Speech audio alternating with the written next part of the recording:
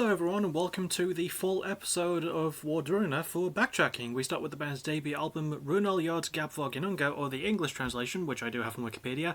The Sound of Runes, The Gap Was Vast. It's the first of the trilogy of the Sound of Runes trilogy, and it would come out through Indie Records and Filmology Productions in 2009. It was produced by the band's lead singer, Einar Kvatraffen, I have no clue if I'm saying that right, Selvik. So I really honestly don't have a lot of background. In fact, the wiki page is kind of like scrimpy, so it's a good thing I'm going to be improvising most of the script and trying to come up with what I can. So, I didn't know if I would fully get into the sound of this one, but I actually started liking it from the jump, and, excuse my cat, and I like all the instruments that they use, you know. It's not super heavy in guitar work, but I like how the flute and like the light percussion elements make for a really interesting sound. I like how the lyrics are focused on, like, obviously Nordic runes, you know, really solid, just really solid work what they do with it, and it's really good storytelling, I have to admit, even if it isn't fully in English. But I do recommend looking up the English translation for the lyrics, which are easy to find, and I'll actually link that in the description below to like show the site I used to get a better understanding of them. But yes, really solid storytelling. The performances were really great too, even though there weren't as many band members at the time. I think there was only about 4 as opposed to the 6 they have now. Still really solid. Liked how it was put together. Liked how the band were put together as well. You know, they did really great work. Einar, I keep wanting to say Eric, because Eric Selvig from MCU. Einar is a solid vocalist, and obviously a dude handles all the instruments, so he's a bit of a madman, and I can appreciate a good madman. Really like the production. I think it's a very smart choice for him to handle all of that. And again, it adds a lot to the structuring, and the album is not short. In fact, most of their albums do breach past the 50-minute mark. This one in particular is almost 52 minutes, so it is a long sit, but then again, so are all their albums, and you know what, I can recommend it, and I will. My favourite song goes to Lauka, which translates to lake, and yeah, that was my first non-fully scripted album do-over of a backtracking thing, and I've got 4 more to do. It only gets better from here, I hope. Next is the band's second album, The Sound of Runes, Yggdrasil, released in 2013. It will come out through the same labels, the last time those being Indie Recordings and Filmology Productions, and it was produced by the same person in Einar Selvik. So, again, I have to make a lot of this stuff up. I don't know much about the background. I think there was like maybe 1 more member for this one. I could be slightly wrong about my maths on that one. But again, this just really carries on the Sound of Runes trilogy quite well. And I know about Yggdrasil as well, because that's like the world tree, and that's a very big thing in Nordic folklore, specifically like Viking folklore. And hold on to the word Viking there, because there is a reason I said that. So yeah, again, just really solid follow-up, you know. I think this album uses more sounds of nature than the previous one did, so it's a little bit more experimental in that way. And it feels a little bit slower in pacing, for me personally, a little bit slower, but still very, like, oddly pleasant, you know? Dark, ambient, folky storytelling. Again, really nicely present with the lyrics, you know? With more of a focus on, I think, the Nordic gods than anything else. I think this might be one of their better albums when it comes to that. And again, production's really great.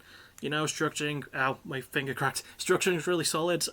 Really well put together for a lot of its runtime, and again, it is a lot to sit through, but it mixes it up really nicely with a lot of what it does, and I can't really think of many reasons to complain about that. And again, performances are solid, and if I am right that this one does start to have more of a full band, then the new members are brought in really nicely, and they managed to fit the mould quite well. My favourite song is The Path to Hell, and honestly, it's a really solid follow-up to their previous album. I can't really think of many complaints, and you know, this is one of the sort of drawbacks of not having it as heavily scripted, because I don't have as much to say, but you know what? We're going to move on to the third one anyway. Next is the band's third album and the last of the Sound of Runes trilogy, Ragnarok. Released in 2016, it was their first with by Norse music, as well as again being produced by Selvik. So, it's also their first with more of a full band, with a staggering 7 people behind the scenes on this album, so there you go with that. Anyway, there would be a little bit of background for this, because one of the songs on their 2014 album, specifically The Path to Hell, was used in the show Vikings, which I really do need to actually fully watch at some point. I never did. I tried to get into it, and I think I enjoyed it, but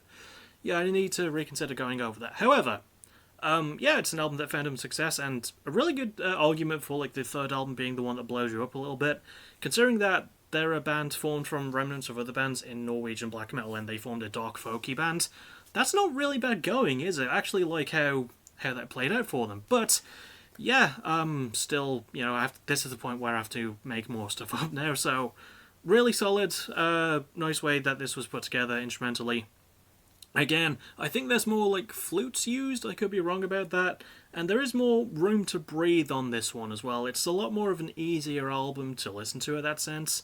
The lyrics, obviously, you know, Ragnarok being the like term for, you know, the world ending.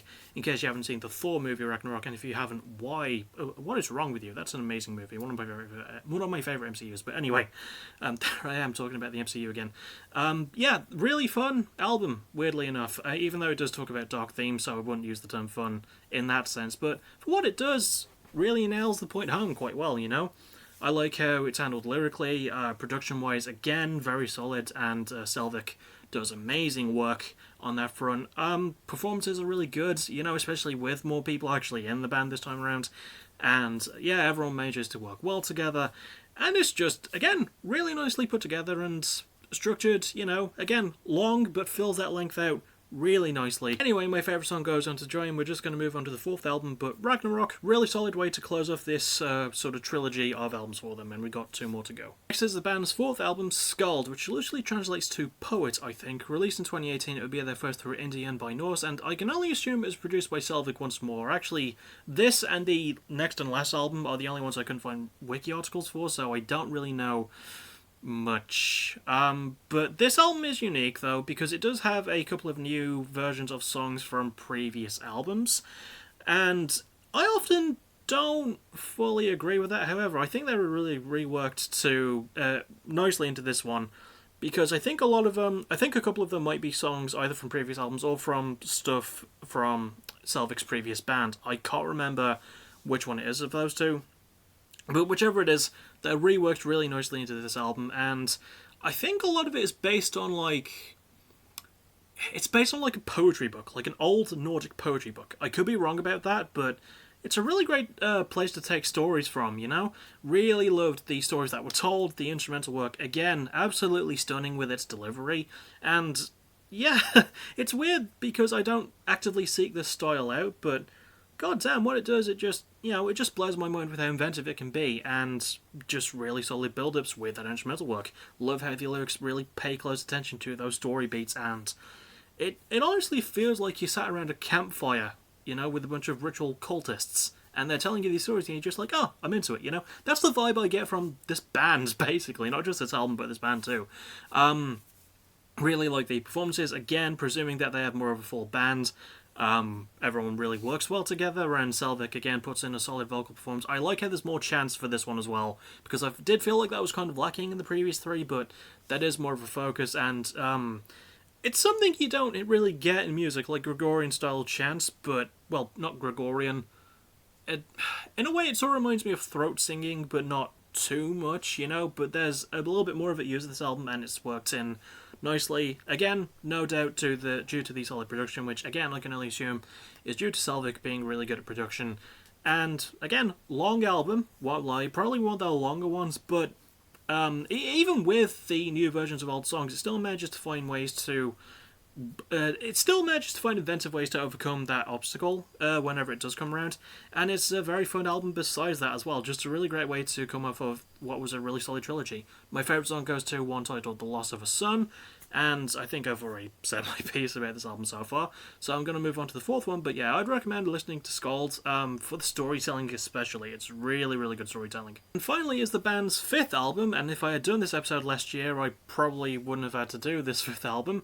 White Raven, released in 2021, it would be their first through Columbia, and I can only assume it was again self-produced, maybe not just with Selvik, but I could be wrong about that. So, the album's Norwegian name, which is Kvatraven, again, no clue if I'm saying that right, sounds very close to Selvik's alias, which is sort of the same as I just said, Kvatraven, but with an F, you know?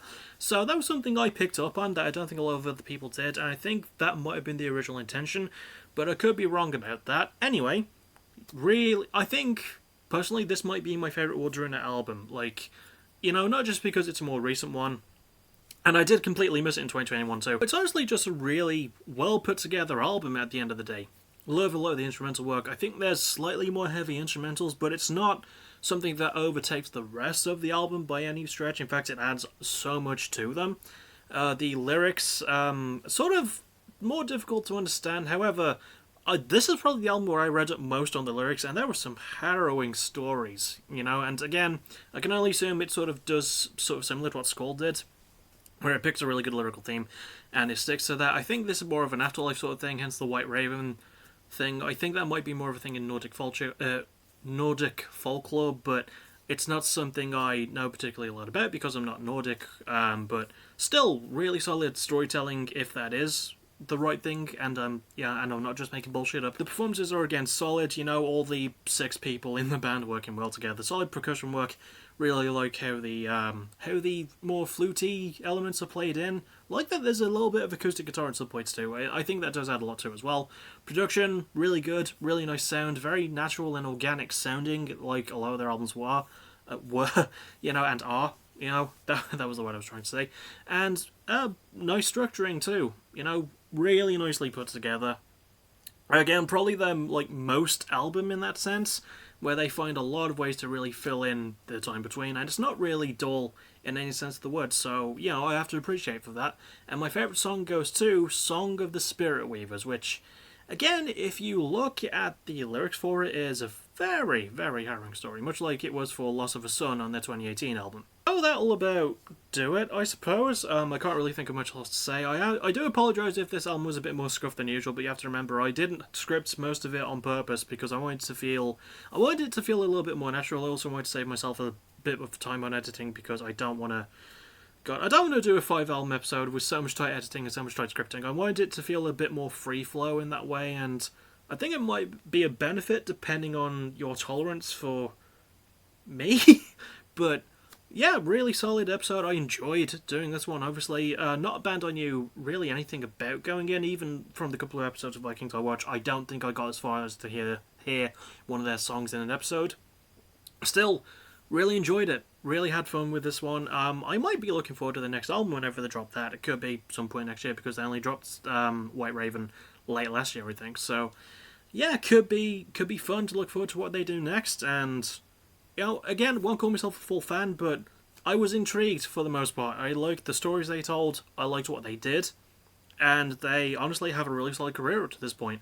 So, yeah, I'm going to move on to the rest of the outro now, which is, hopefully, possibly tonight, I might start streaming more Resident Evil 7 in play of, PPW vs AVW, because I'm taking a break after Heat at the moment. By the way, again, big props to my friend Fen for editing Heat at the moment, making it look a little bit more cleaner than it was. Yeah, I might try and stream more Resident Evil 7 tonight. If I can't, then I'll obviously stream it on Friday instead. And as for the next Backtrack episode, well, it'll be the last 2-parter, which is Pale Wolf, as requested by my good friend Rocker. So that's really all else I've got to say. My cat, still here. And I will see you all, most likely soon for a Music of the Week episode. More self-promotion for you before I forget. That'll about do it, and as always, thank you for watching. You're awesome. Bye-bye.